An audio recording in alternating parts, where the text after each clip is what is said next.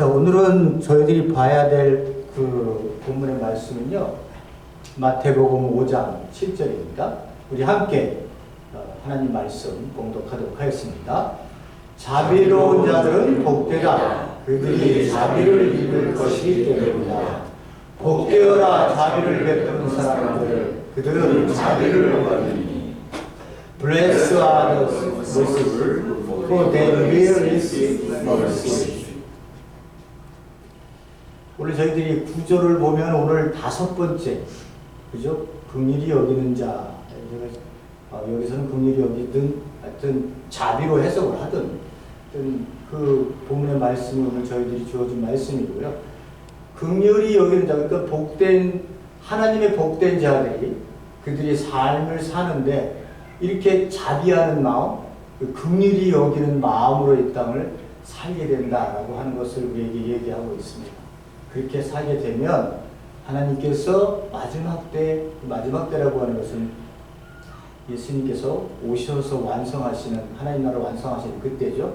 그때 너희들이 긍휼히 여김을 받아서 그 나라의 백성으로 하나님과 함께 잔치의 석상에 서게 될 것이다 라고 하는 미래 시제로 우리에게 쓰고 있는 5번째 본문의 말씀입니다.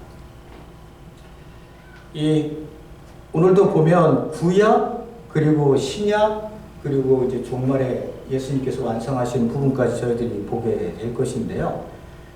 이 말씀을 제가 이렇게 준비하면서 굉장히 조금 마음이 무거웠습니다. 이 긍휼이라고 하거나 자비, 이 해석이 되어진 것이 결국은 내 자신이 용서와 관련된, 여러분들이 보시면 압니다. 용서와 관련된 부분이 이제 등장하기 때문에 이게 제가 이게 설교를 준비하면서도 또는 여러분과 함께 말씀을 나누면서도 이게 우리에게 짐이 될까?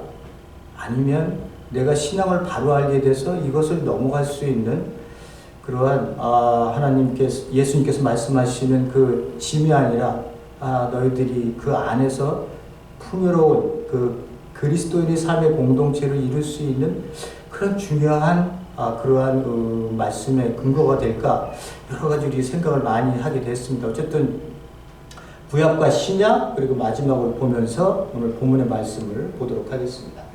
구약에서는 제가 4군데를 찾아봤습니다. 이제 저희들이 보게 되면요, 구약에서는요 이 단어를 이제 자비라고 하는 단어, 긍휼이라고 하는 단어를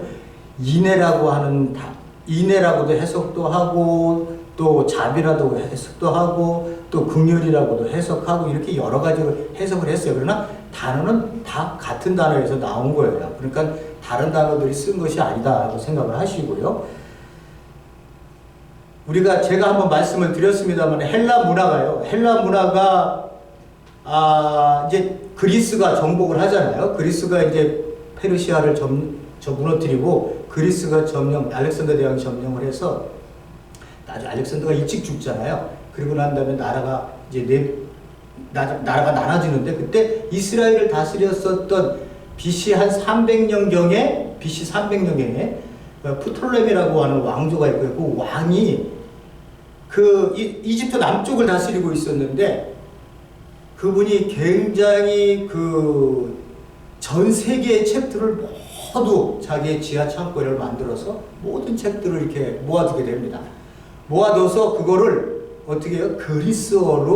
당시 그리스어로 모든 문화를, 그 글들을 해석을 하고 번역을 하는데요. 그때 구약 성경이 들어가요. 이 구약 성경이 들어가는데 그때 이제 번역을 하려고 하는 히브리잖아요. 그래서 이거를 헬라어로 번역을 하려니 자기네들이 실력이 없잖아요. 히브리를 모르니까. 그러니까 예루살렘에서 학자 72명을 데려다가 번역을 시킵니다. 그래서 번역된 게 70인경인 거예요. 최초의 번역이에요. 권위가 있죠. 그렇기 때문에 1세대들이 히브리 1세대 백성들이 2세대, 3세대가 되니까 히브리어를 다 잊어버리잖아요.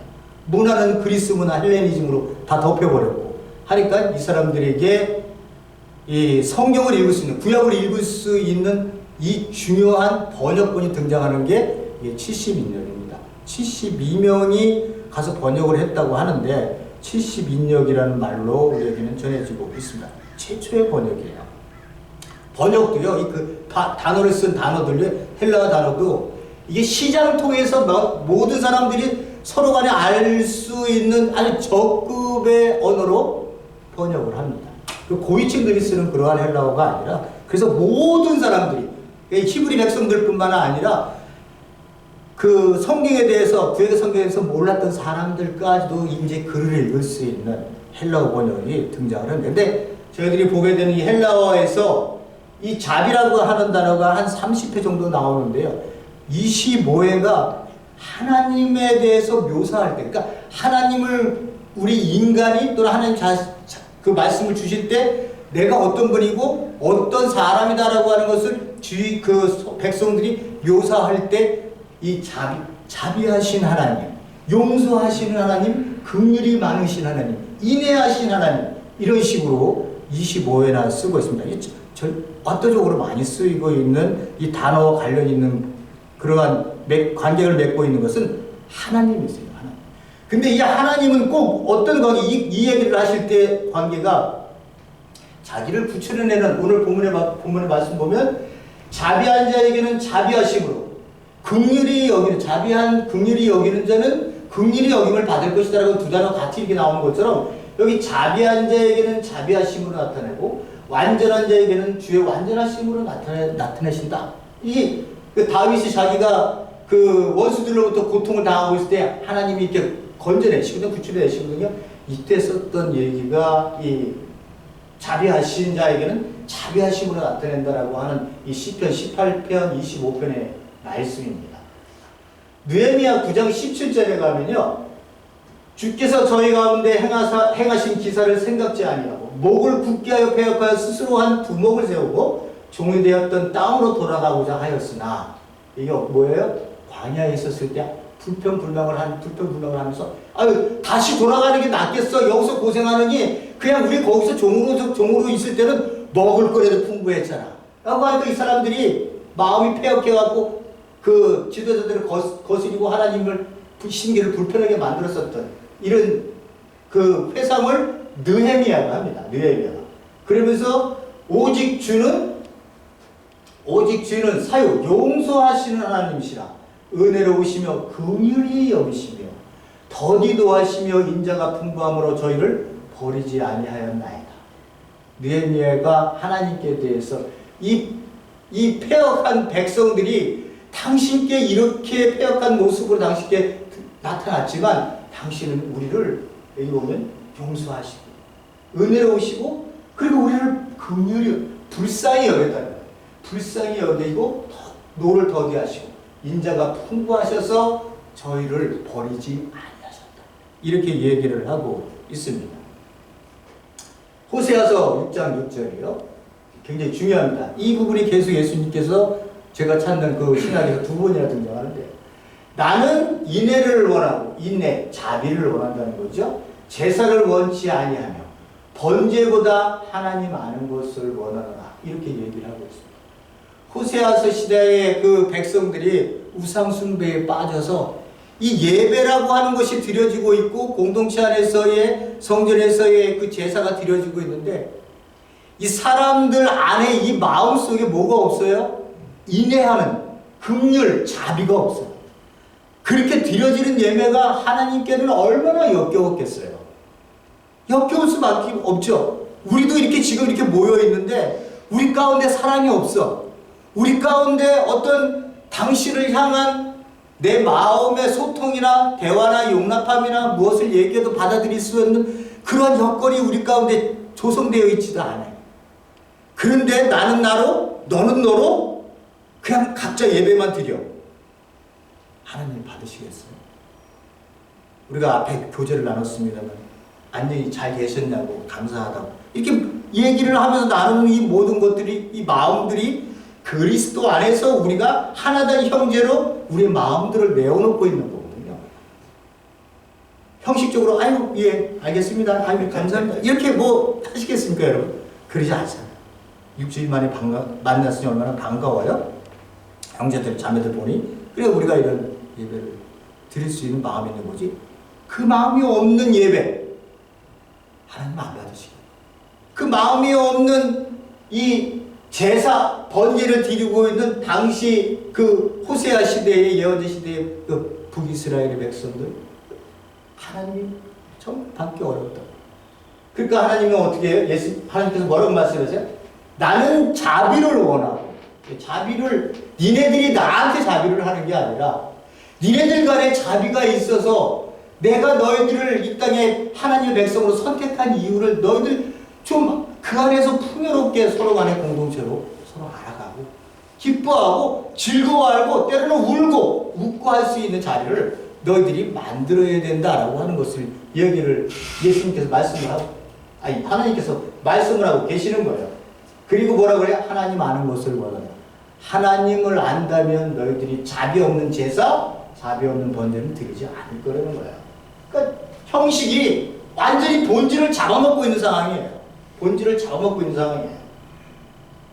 미가서 6장 6절에서 8절 보였습니다. 6장 7절 내가 무엇을 가지고 여호와 앞에 나아가며 높으신 하나님께 경배할까? 내가 번제고 일련된 송아지를 가지고 그 앞에 나갈까? 예, 여호와께서 천천의 수양이나 만만의 강수 같은 기름을 기뻐하실까? 내 허물을 인하여 내 맏아들을 드릴까? 아니면 내 영혼의 죄 때문에 내가 드리지 못하니까 내 몸의 열매를 드릴까? 이렇게 그 얘기를 하면서 이런 것들을 하나님이 받으시겠느냐라는 거예요. 네? 니네들이 휘황찬란한 교회의 그 모든 것들로 너희들이 나를 이렇게 찬양하겠다고 경배하겠다고 이렇게 모여있지만, 현대식으로 얘기하면요, 이렇게 모여있지만 보세요. 8절 죄송합니다. 사람아, 주께서 선한 것이 무엇임을 너에게 보이셨나니 여호와께서 내게 구하는 것이 오직 공의를 행하는, 저번 시간에 봤죠. 의라고 하는 것, 공의를 행하고 인자를 사랑하며, 인자는 자비요, 긍휼, 자비를 사랑하며 겸손히 내 하나님과 함께 행하는 것이 아니다. 이렇게 얘기를 하고 있습니다.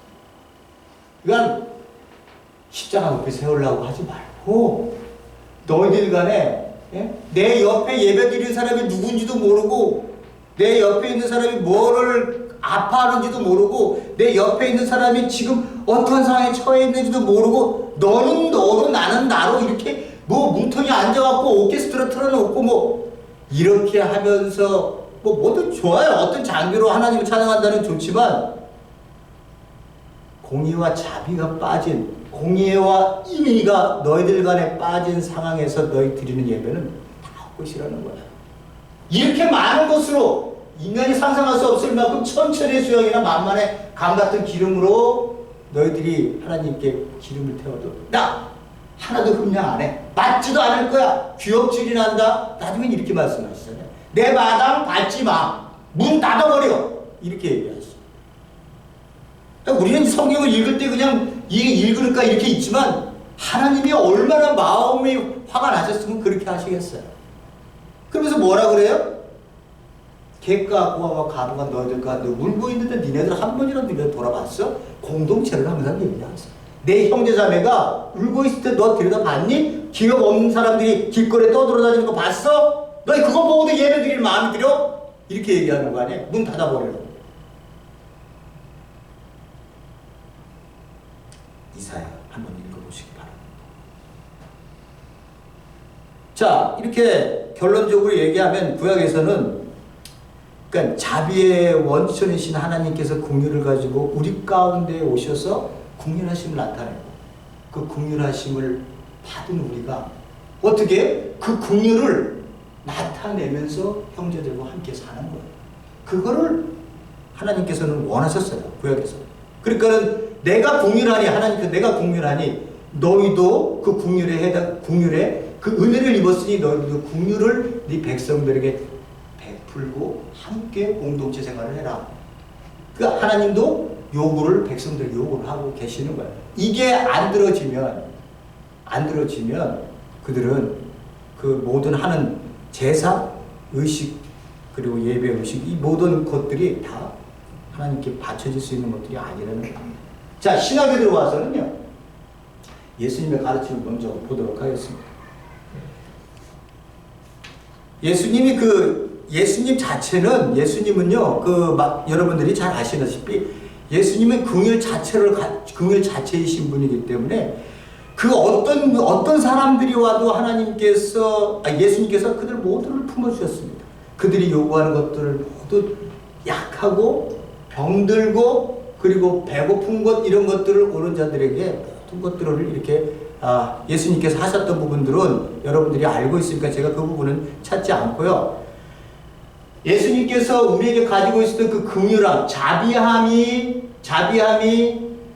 백성들에게 이렇게 넘쳐났을 때, 그 자비에 하나님 나라가 선포되어지고, 그 선포되어진 자리에 들어온 백성들, 이 제자들에게 예수님께서 너희들이 이 자비에 대해서 어떻게 알아야 되고, 어떻게 네 자신의 존재가 이 땅에서 드러나서 네 옆에 있는 사람에게 이 자비가 흘러나가야 될 것을 얘기하시는 부분들을 제가 보려고 하는 거예요. 자, 마태복음 6장 12절에 보면요.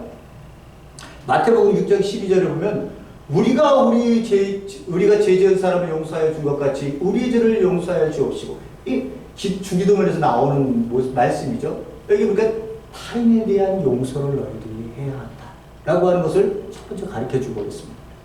그러니까 자비라고 하는 것은요, 용서하고 관련이 가장 많은 그러한 단어로 우리에게 오고 있는 겁니다. 9장 13절에 보면 너희는 가서 내가 바라는 것은 자비요 희생 제물이 아니다. 이게 호세아서에서 나왔던 말 아니에요. 그죠? 예수님께서 이 말씀을 하시는 거예요. 호세아서에서 얘기했었던 것처럼 내가 바라는 것은 자비, 긍휼, 인애지 희생 제물, 제사가 아니다. 이 말이 무슨 뜻인지 너희들 배워야 된다? 이렇게 얘기를 하고 계신 거예요. 나는 의인을 부르러 온 것이 아니라 죄인을 부르러 왔다. 이렇게 말씀을 하고 계십니다. 이 얘기가 왜 나왔냐면요. 바리새인들이 예수님 그 제자들에게 예수님이 식탁에 앉아갖고는 그 죄인들하고 먹고 마시잖아요. 자꾸면요. 그죠? 식탁 공동체가 굉장히 중요합니다. 여러분들이 우리가 예배 끝나면 가서 밥 먹잖아요. 그죠? 지금도 맛있는 냄새가 나는데 식탁 이렇게 공동체에 앉아서 예수님이 거기에서 교리를 얘기하시지 않아요. 내용상의 모든 부분들은 이 변화받은 사람이 그 자리에서 변화받은 사람들이 자기 변화를 얘기하지만 그 변화 사건을 얘기하죠. 그 내용의 얘기들을 얘기를 하지는 않아요. 그 얘기는 우리가 추측할 수 있는 건 밥 먹으면서 우리의 얘기를 하는 거예요. 근데 나는 메시아고 너는 세상으로부터 따돌림 당하고 소외되고 병들고 죄인이라고 낙이 찍혔던 사람들과 함께 밥을 드시고 계시는 거예요. 예수님. 그 하나님이 그들과 함께 하시는 거예요.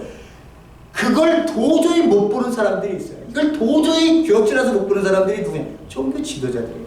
왜? 네가 메시아면 우리와 놀아야지. 우리하고 놀아야 되는 거 아니야? 근데 왜 저런 죄인들하고 부정스럽게 저런 식탁에 앉아서 밥을 먹고 있어? 이 불평을 제자들에게 얘기를 한 거예요. 그러자 예수님이 이 말씀을 하십니다. 딱 듣고는 너희들 내가 호세아에서 하나님께서 너희들에게 바라는 것이 자비지 너희들이 희생제물이 아니다 라고 하는 말씀을 너희들은 배워야 된다. 내가 원하는 건 내가 원하는 건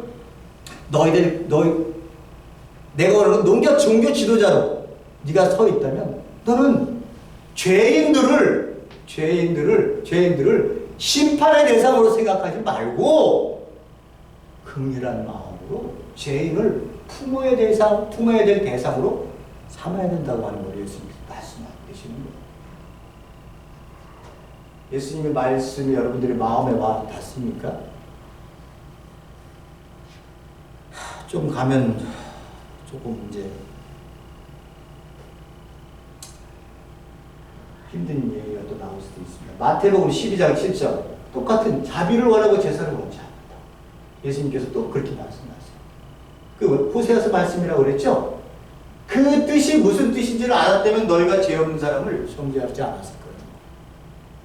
안식일에 죄를 범하니까 바리새인들에게 바리새인들이 불평불만을 또 얘기를 하는 것입니다. 예수님 얘기를 하시는 거죠. 내가 자비를 원하고 제사를 원하지. 나는 긍휼을 원하지. 너들 간의 긍휼을 원하지. 너들 간의 긍휼은 그 서로 간의 삶을 원하고 하나님께서 만들어진 이 아름다운 이 공동체에서 이 그 긍휼의 공동체를 내가 원하고 있는 거지. 긍휼이 빠진 제사 너희들 아무 필요 없는 거다. 왜 너희들은 긍휼로 불쌍한 사람들을 보듬지 않고 왜 너는 정죄를 하니? 예수님께서 이제 그런 얘기를 하죠. 그래서 안식일의 주인, 안식일은 사람을 위해서입니다. 사람에게 자비를 베푸시는 하나님의 마음이 들어가서 그 안식일이 사람을 위해서 있는 것이지, 안식일이 사람을 위해서 있느냐? 사람을 위해서 있다. 사람. 안식일을 위해 있다고 하는 게 아니죠. 마태복음 5장 43절의 부분은 이제 저희들이 보겠습니다만은, 예수님께서는 아까 말씀드렸다시피 앞에서 봤던 것처럼 너희들 앞에 보여지는 모든 사람들은 긍휼의 대상이지 정죄나 심판의 대상이 아니다. 너희들이 품어야 될 대상이다라고 말씀하시고요. 그렇다면 그 범위를 어디까지 우리가 예수님께서 말씀하시나, 이 부분을 저희들이 봐야 되는데, 저희들이 굉장히 이 부분에 대해서 고민할 수밖에 없는 부분이에요. 자, 보세요. 너희 이웃, 내 이웃을 사랑하고 내 원수를 미워라 했던 이 말은 너희들이 들었다라는 거예요. 들었다라고 하는 것은 너희들 지금까지 그렇게 구약의 율법을 갖고 있으면서 너희들이 그렇게 살아왔었다는 거예요. 그죠? 그러면서 뭐라고 해?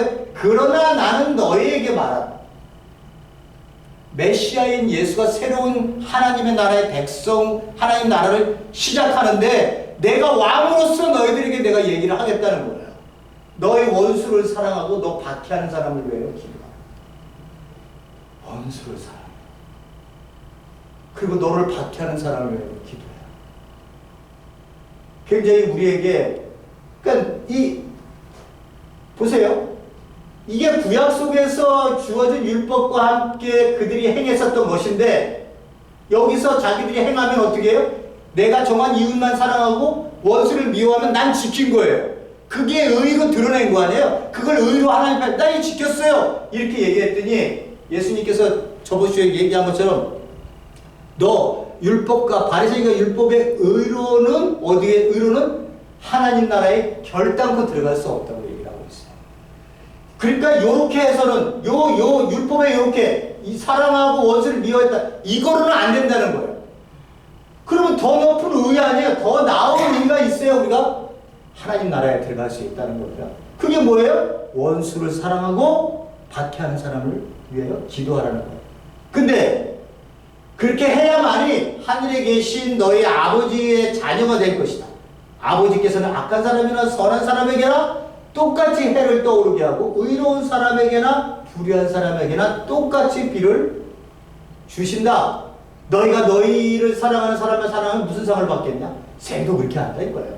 너희가 너희 형제자매들에게만 인사하고 우리끼리만 교회에서 우리끼리만 이렇게 하면 남보다 나올 게 뭐가 있느냐? 이방 사람도 그만큼은 다 한다는 거예요. 그러므로 너희는 너의 하늘 아버지께서 완전하신 것처럼 너희도 완전해라. 이렇게 얘기를 하고 있습니다. 이거 엄청난 더 나은 의 아니에요? 이게 어떻게 우리가 그렇게 살 수 있어요? 그죠? 그렇게 살 수 없을 것 같은데, 그래야 이렇게 살아야 되는 것이 하나님 나라의 백성으로 들어온 제자들의 모습이다. 이렇게 얘기를 하고 있는 거예요. 우리끼리만 그러니까 제가 얘기하잖아요. 교회 성도님들이 교회 오셔서 많은 교회들이 우리끼리는 넘는데 우리끼리는 잘해요. 근데 이 바깥에 한 발짝 딱 나가, 교회 바깥에 딱 한 발짝만 겪어 사회에 나가면 거기서부터 이방인을 대하는 태도나 이방인에 대한 우리의 그 그리스도의 제자들의 모습이 성도들에게 보이느냐 안 보이느냐, 이게 중요한 거예요. 여기서 예배 드리는 거는요, 예배 드리고 가면 그만이에요. 그렇지만 여러분들이 여기서 1시간 예배 드리고 나서 일주일 동안 삶을 사시고 다시 모일 때까지는요, 믿지 않는 사람들과 대화를 나누고 함께 생활하고 함께 장사하고 만나고 대화 나누고 많은 일들을 해요. 이때 내가 어떻게 사느냐는 거예요. 이때 내가 어떻게 사느냐는 거예요. 이방인들도 하나님께서 어떻게 해요? 그리고 이 똑같이 내려준다는 거예요. 그 사람들 똑같이 하나님의 사랑의 대상이라는 거예요. 근데 너희들이 함부로 대해? 그리스도인에게 니네들은 집사님, 장로님, 목사님 이렇게 하면서 니네끼리는 밥 먹고 하면서 잘 지내? 근데 세상 사람들에게는 전혀 그런 마음이 없어? 그래서는 안 된다는 거죠. 하늘에 계신 너의 아버지가 이렇게 해야, 원수를 사랑하고 핍박해야, 핍박하는 자를 위해서 기도해야 하나님의 자녀가 될 것은 아버지의 자녀. 이렇게 얘기하고 있습니다. 이게 어떻게 이렇게 될까요? 제가 이 자비를 생각하다 보니까 불교가 자비, 대자, 대비하신 부처님 얘기를 또 대해서 좀 들어갔는데 잠깐 봤는데 뭔 얘기하나? 똑같아요. 그분들 얘기하는 거는 그 마음에 평안을 쥐어주고 괴로움을 없애주는 게 자비다. 이렇게 불교신문에 나와 있더라고요. 그래서 제가 그 마음은 어떻게 생기는 거지? 그게 무아사상의 개념의 하나래요. 무아사상은 또 뭐야? 내가 없다는 거야? 그런 의미는 아니에요. 어쨌든 그 사람들이 그거를 그렇게 하려고 할 때 어떤 마음인 거지? 평범한 마음으로 하는 건가? 우리는 분명하게 얘기하고 있는 이 예수님 말씀이 있습니다. 이 본문의 말씀입니다. 내가 어떤 존재라고 하는 것이 알게 되고 깨닫게 돼서 하나님께 무릎을 꿇게 되면, 그렇게 되면 우리가 그런 일도 우리 가운데서 충분히 하나님 안에서 공동체가 거기에 목표점을 우리의 심령들이 그 하나님을 닮아가는, 하나님이 완전하시니까 우리도 완전해지겠다. 하나님을 닮아가야 되는 거 아니에요. 예수 그리스도가 가셨던 그 길, 그 길로 가셨던 그 길도 우리가 닮아가야 우리도 그런 사람으로 완전해질 수 있는 하나님의 품성을 닮아가는 사람이 또 되는 거거든요. 그렇게 돼야 마지막으로 봤을 때 완성된 사람으로 보여지는 것처럼. 자, 이 본문의 말씀을 보도록 하겠습니다. 베드로가 예수께 와서 물어봅니다. 주님, 성도가 나한테, 신도가, 형제가 나에게 죄를 보면은 내가 몇 번까지 용서를 해야 될까요? 그 예수님한테 물어봤어요? 그러니까 예수님께서 그들은 알아요. 그때 당시에 세 번이 그들이 할 수 있는 맥시멈이라고 하는 것을 그때 당시 사람들이 알고 있었던 얘기였습니다. 베드로는 거기에 그래도 7번, 7번 해야 됩니까? 딱 물으면 7번이라는 거를 왜 얘기했을까요? 7이라고 하는 그 사람들의 상징수, 완전 숫자거든요. 요거를 얘기를 하는 거예요. 근데 예수님께서 대답하십니다. 야, 7번이 아니라 7번을 70번까지라도 해야 된다. 이게 번역이 두 가지로 얘기가 될 수 있습니다. 77번이라고 할 수도 있고요. 490번이라고도 얘기할 수 있는데, 어쨌든 77번이 대부분의 그 학자들이 얘기하는 지지하는 설이니까 그냥 저희들도 77이라고 합시다. 490번을 한다든 77번을 한다든 성도가 죄 지은 사람이 77번까지 오기를 바라겠어요? 이런 얘기는 아니잖아요. 그죠? 이 얘기는 뭐예요? 끝없이 용서해줘. 그러니까 다른 복음서에서는 용서라는 회개하면이라는 단어가 없습니다만 거기에서는 회개를 하면 무조건 100번이든 이게 77번이든 무조건 용서해줘라. 무조건 용서해줘라. 왜 용서를 해줘야 될까요? 이렇게 물어볼 수도 있잖아요. 그러니까 예수님이 그 얘기를 딱 차단하는 거예요. 니네들이 왜 용서를 해야 되는지 내가 지금 얘기해 줄게. 얘기하시면서 어디에요? 하늘나라. 하나님의 나라는 자기 종들과 셈을 가리려고 하는 어떤 왕에 비교할 수 있다. 하나님 나라의 그 왕이 어떤 사람과 세말게 있다는 거예요. 여러분들이 보시면 아시겠습니다만 첫 번째 사람이 등장합니다. 10,000달란트 빚진 사람. 이 10,000달란트 빚졌다는 건요, 상상할 수도 없는 돈이에요.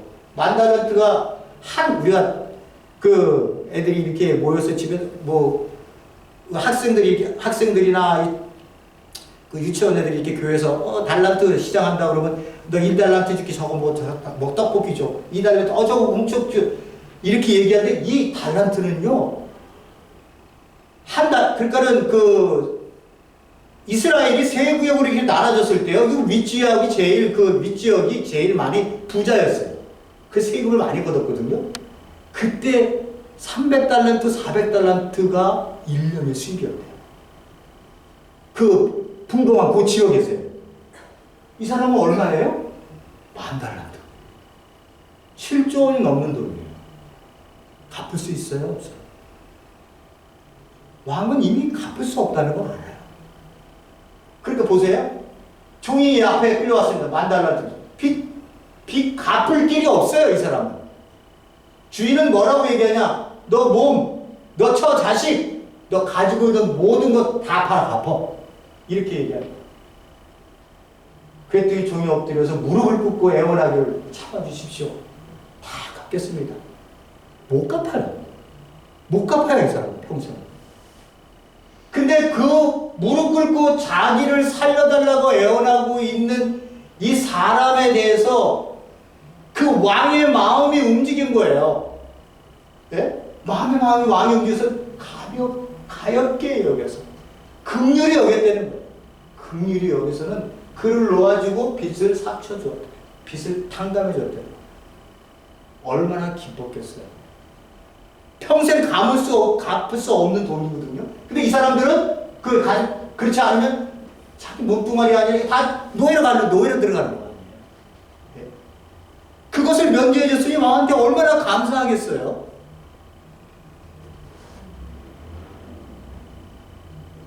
그러자 그 10,000달란트 빚진 자가 용서받은 자가 길거리에 나가다가 100데나리온은요 10,000달란트의 60만 분의 1이에요. 엄청 작은 돈입니다. 자기가 탕감받은 거에 비하면 말할 수도 없이 작은 돈이에요. 자 보세요. 나갔는데 100데나리온 빚진 자를 딱 만났습니다. 만나자마자 멱살을 잡았어요. 그리고는 빚 갚어. 그래서 그 동료가 엎드려서는 참아주십시오. 똑같이 얘기하죠. 내가 다 갚겠습니다. 그러나 그는 들어주지 않고는 어떻게 해요? 그 동료를 감옥에 가두고 빚진 돈을 갚을 때까지 갇혀있게 했어요. 여기가 의심이 드는 거예요. 내가 하나님한테 죄를 이렇게 많이 져서 하나님을 알게 돼서 내 죄가 뭔지 알고 하나님 앞에 콧물을 흘려서 제가 죄인이군요. 당신이 저 같은 죄인을 당신이 긍휼한 마음으로 은혜를 주셔서 살게 하셨는데 하는 생각이 드는 거죠. 근데 저 사람도 그거랑 지금 예수님께서 말씀하시는 그거거든요. 네 존재는 너는 내가 은혜를 베푼지 않으면 너는 그 죽음의 자리로 들어갈 수밖에 없는 그 지옥이라고 하는 것을 이제 얘기합니다만 그것을 너는 들어가서 너는 은혜 없는 곳에서 살 수밖에 없는 그러한 무가치한 존재야. 악한 종이야. 네 이에서 이를 갈며 그것을 슬퍼 울면서 그런 곳으로 내가 보내줄 수밖에 없는 존재야 라고 하는 거거든요. 그 존재가 하나님 앞에서 긍휼함을 얻어서 모든 죄의 사함을 받았어요. 그랬더니 그러면 자기보다 못한 사람을 그 빚진 자를 만나면 당연히 이렇게 이 사람을 괜찮아 네가 빚지 내가 다 탕감해줄게 괜찮아 나한테 그런 얘기하지 말고 아주 자유롭게 편안하게 빚진 자 없이 살아가. 내가 너에게 빚을 탕감해 주었으니까 너는 얘부터 빚진 자가 아니야 라고 얘기를 하면서 동료를 보내줘야 되는데 멱살을 잡고 감옥에 쳐넣었습니다. 자 보세요. 이런 광경을 보게 되면 딱하게 여긴 그 왕의 종들이 주인에게 가서 이야기를 합니다. 그랬더니 왕이 화가 났어요. 그리고 불렀습니다. 빚진 자를요. 1만 달란트 빚진 자를. 그러다가 내가 너한테 너의 빈 그 갚을 수 없는 빚을 다 갚아줬는데 내가 너를 불쌍히 여긴 것처럼 너도 내 동료를 불쌍히 여겼어야 될 것 아니야? 예? 그렇게 얘기를 하는 거예요. 내가 긍휼로 너를 불쌍히 여겨서 너 죄를 다 용서해줬는데 갚을 수 없는 거죠. 너도 네 동료를 왜 불쌍히 안 여겼니? 노인이 그 주인이 화가 나서는 어떻게 해요? 빚을 다 갚을 때까지 감옥에 가두었습니다.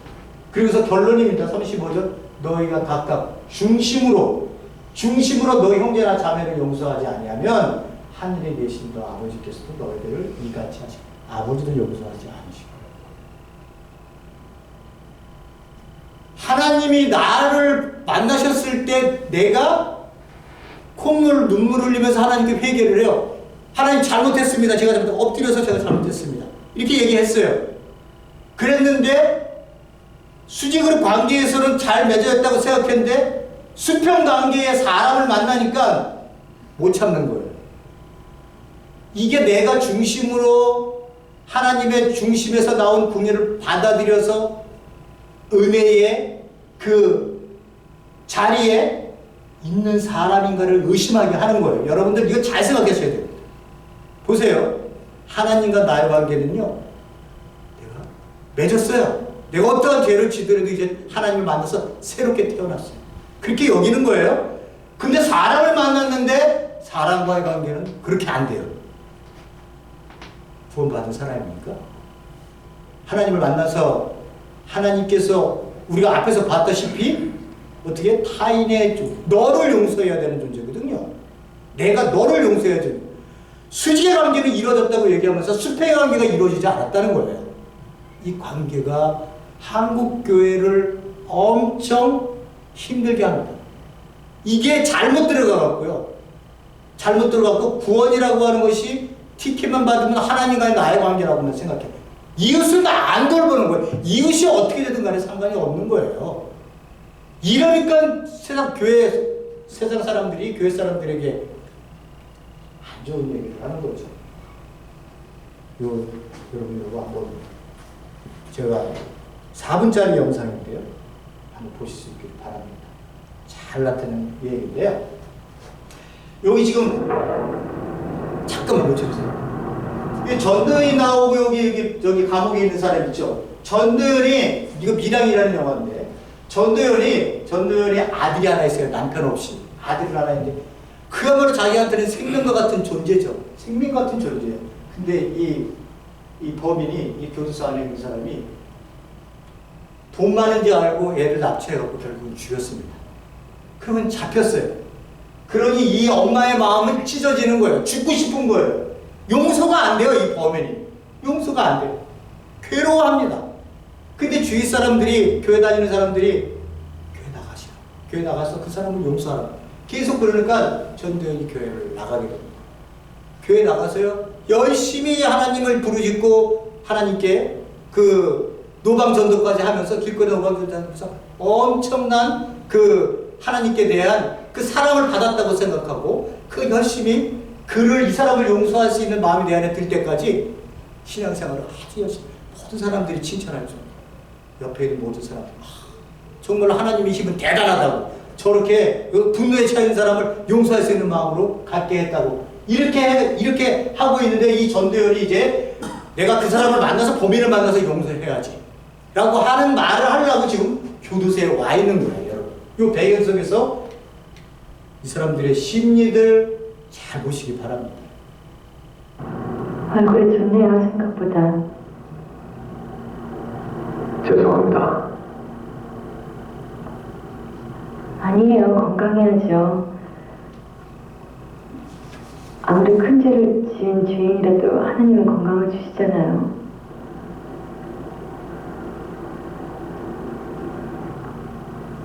잊고 오다가 길가에 핀 걸 꺾어왔어요. 이 안에선 꽃 보기 힘들잖아요. 예쁘죠? 이 예쁜 꽃도 하나님이 우리에게 주신 선물이에요. 내가 오늘 여기 찾아온 건요, 하나님의 은혜와 사랑을 전해주러 왔어요. 나도 전에는 몰랐어요. 하나님이 계시다는 것도 절대 안 믿었어요. 내 눈에 안 보니까 안 믿었죠. 그런데 우리 주님 때문에 하나님의 사랑을 알고 비로소 마음의 평화를 얻고 새 생명을 얻었어요. 그분의 사랑과 은혜를 느낄 수 있다는 게 얼마나 감사하고 행복한지 몰라요. 그래서 내가 여기까지 찾아온 거예요. 그분의 사랑을 전하기 위해서요. 고맙습니다. 정말 고맙습니다. 준 잃어버리한테 우리 하나님 아버지 이야기를 듣게 되니 참말로 감사합니다. 저도 믿음을 가지게 되었거든요. 이 교도소에 들어온 뒤로 하나님을 가슴에 받아들이게 됐습니다. 하나님이 이 죄 많은 인간한테 찾아와 주신 거지. 그래요? 하나님을 알게 됐더니 다행이네요. 예, 얼마나 감사한 일입니까? 하나님이 이 죄 많은 놈한테 손 내밀어 주시고 그 앞에 엎드리가 지은 죄를 회개하도록 하고 제 죄를 용서해 주셨습니다.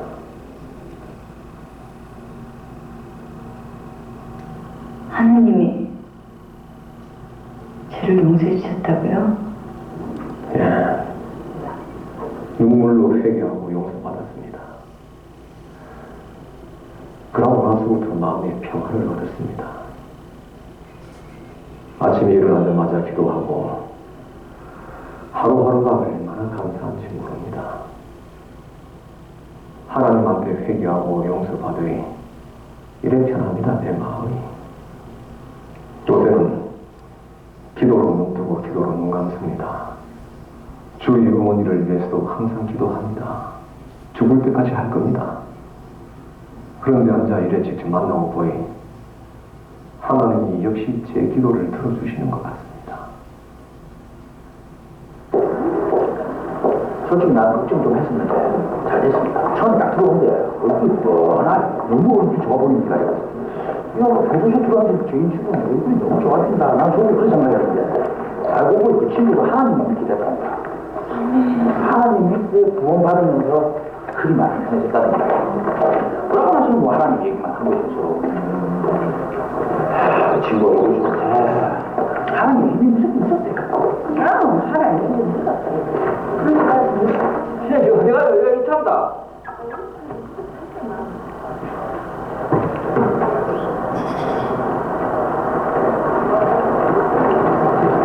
이세씨, 뭐하노? 우리 어제 가자.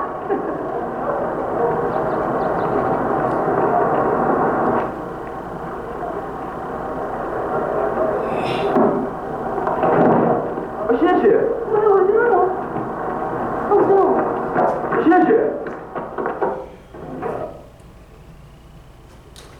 여러분 보셨습니까? 내가 용서 안 했는데 내 아들을 죽인 내 범인을 내가 용서 안 했는데 누가 감히 용서를 하지? 이 범인은요, 하나님과 나와의 관계는 내가 용서를 받았다고 생각해요. 모르겠어요. 그게 그렇게 될 수 있는 거지. 이게 정상이라면 그 사람을 지금 이 피해자 앞에 섰을 때 이 사람은 무조건 엎드려서 잘못했다고, 나를 용서해달라고, 내 이 죄를 평생 안고 가겠다고, 이렇게 해도 풀릴까 말까 한데 하나님을 들먹입니다. 하나님께만 용서받으면 다 끝났다는 거예요. 한국 교회가요, 한국 한국교회, 죄송합니다. 또 한국교회를 얘기해요. 한국교회가요. 목회자가 어떤 여자랑 불륜이 났어요. 교회가 큰데. 근데 회개하라고 그러니까 하나님은 다 회개했대요. 자기는 이제 깨끗하다는 거예요. 우리한테는 회개 안 하냐? 내가 당신들한테 왜 회개를 해야 되냐고. 내가 다 하나님께 회개를 받았는데. 그래서 싸움이 나고 반으로 갈라졌습니다. 이 목회자가 바로 옆 떨어진 건물에다가 새로 건물에서 교회 세웠어요. 이런 교회들이 왕왕했어요. 이게요. 신앙생활이라고 하는 것이 신앙이 하나님과의 만남 속에서 수직적인 관계가 수평적인 관계가 너는 하나님을 사랑하고 내 이웃을 내 몸과 같이 사랑하라. 이게 안 돼 있으면요. 이게 안 돼 있으면 이 범인 옷 영상 입은 사람처럼 되는 거예요. 이 여자도 어떻게 해요? 자기가 용서하러 왔지만 진짜 자기가 용서받으려고 하는 거는 하나님의 사랑 때문이 아니라 네 입에서 나오는 용서를 제가 듣고 싶었던 거예요. 이 여자도. 그런데 하나님의 사랑을 얘기하면서 하나님이 다 용서했다는 거예요. 그러니까 이 사람이 쓰러지고 마는 거죠. 우리가 잘 생각해야 될 부분들. 우리 그리스도인들이 긍휼을 받았어요? 긍휼을 베푸는 사람이 되어진 자를 보고 예수를 따르는 자들이라고 얘기하는 거지, 하나님과의 나의 관계만 해결됐다고 세상 사람들과 관계는 소홀히 하고 무시하고 그들이 하나님을 안 믿는다고 더럽고 추하다고 그들을 팽개쳐버리고 하는 행위로 교회가 섰다는 것은 교회 아닌 거예요. 교회 아닌 거예요. 무겁죠, 여러분? 무겁잖아요. 내가 그렇게 살고 있는지. 거울을 들여다보면 정말 그렇게 내가 살고 있는지 무서울 때가 있습니다. 우리 여러분들 어떻게 생각하시는지 모르지만 오늘 본문의 말씀이 우리에게 그렇게 얘기를 하고 계시니까요. 자, 이렇게 긍휼히 삶을 사는 자들, 그래서 긍휼을 베풀고 하나님의 제자로 나타내는 교회 그리고 멤버 공동체 성도님들은요 어떻게 한다고요? 마지막 때에 긍휼함을 입을 것이다. 이게 무슨 말이에요? 긍휼함을 입는다고 마지막 때 예수님께서 재림하셨을 때 네가 얼마나 깨끗하게 살았니? 네가 얼마나 긍휼로 많은 일을 했니? 요걸 내놓으면서 하나님 저 요만큼 했어요. 이렇게 많이 했죠? 저 그렇게 구원에 들어갈 수 있어요. 안 된다는 거예요. 그거 갖고 그런 게 아니라 그런 긍휼이 아니라 그걸로 구원받으려고 하는 게 아니라 긍휼은 내 마음에서 너를 긍휼로 받아들일 때야만이 구원이 있다는 거예요. 주도권이 하나님께 있지 항상 내게 있지 않다는 거예요. 예? 우리는 긍휼을 베푸는 자로 살지만 마지막 때 이 사람 보세요. 그 1만 달란트자 버림을 받잖아요. 그죠? 그 긍휼을 받았는데 긍휼을 살지 않으면 너는 하나님께서 너의 죄를 사한 것을 너는 무시를 한 거예요. 중심으로 받아들이지 않은 거예요. 중심으로. 그러니까 이웃 보기를 돌같이 보는 거예요. 내 형제라고 보지 않아요. 내 이웃이라고 보지 않는 거예요. 그게 문제가 되는 거예요. 그래서 우리 마지막도 긍휼로 하나님께서 하나님의 긍휼이 발동하셔서 나를 구원해 주시는 거지. 아멘. 내가 구원을 얼마나 많이 했느냐 이거 갖고는 아니에요. 우리는 그렇게 살지만 그렇게 살아야겠지만 내 거는 내놓을 거 없다는 거예요. 내 거. 오직 하나님만이 긍휼로 우리를 구원하실 거다라고 하는 것으로 오늘 말씀을 맺고 있습니다. 기도하시겠습니다. 죄송합니다. 찬양. 죄송합니다. 이것 좀 하나 틀어주셨습니다.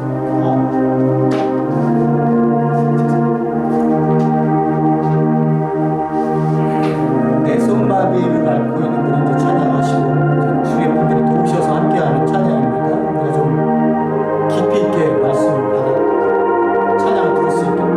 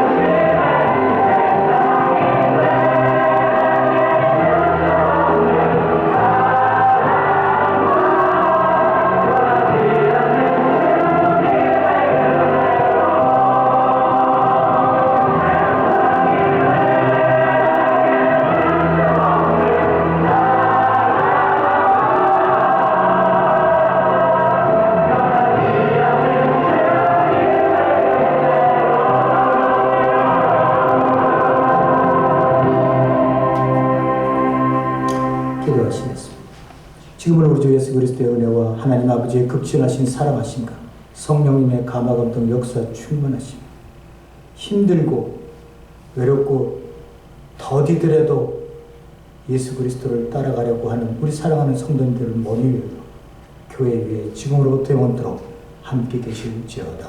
아멘.